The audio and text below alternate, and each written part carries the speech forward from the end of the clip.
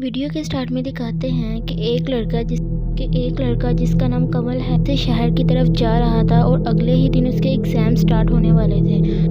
तो उसने घर जाके अपने एग्ज़ाम्स की प्रिपरेशन करनी थी, तो वो जल्दी अपने घर पहुंचना चाहता था कि इतने में उसने देखा कि सामने से एक शॉर्टकट रास्ता आता है। क्यों ना इस शॉर्टकट रास्ते से ही घर चला जाए।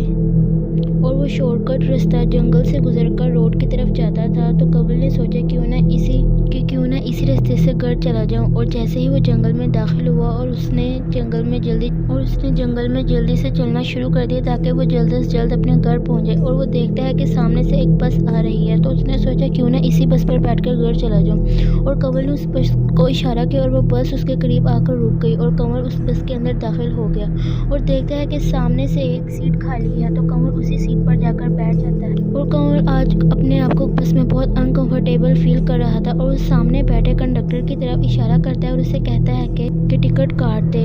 और वो कंडक्टर जैसे ही पीछे मुड़ता है तो उसकी तरफ बहुत डरावने तरीके से देख रहा होता है। और कमल सोचता है कि ये कैसे देख रहा है, जैसे खा ही जाएगा। और वो यही बात अपने साथ वाले बैठे आदमी से कह रहा होता है।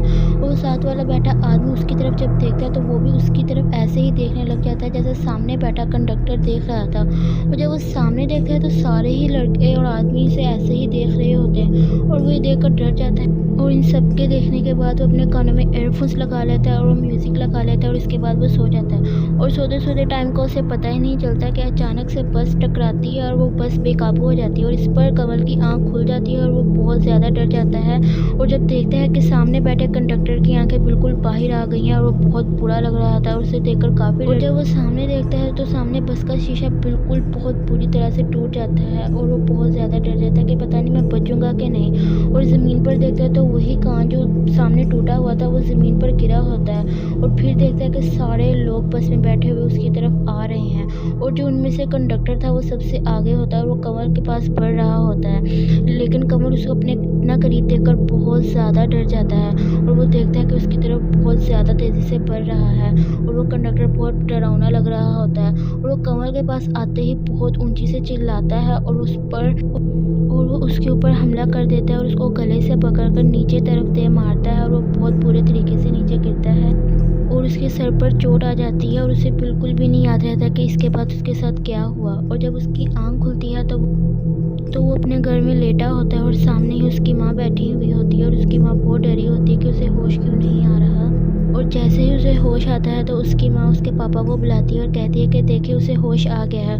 और वो दोनों उसके करीब आकर खड़े हो जाते हैं और वो सुकून का सांस लेते हैं। लेकिन जो कमल जिसे होश आया होता है वो कहता है वो बस कहाँ है। वो बार बस का ही जिक्र किए जा रहा होता है। तो उस पर उसकी माँ कहती है कि तुम तो हमें रोड पर बेहोश मिले हो और हमारे साथ वाले नेबर तुम्हें घर लेकर आए हैं।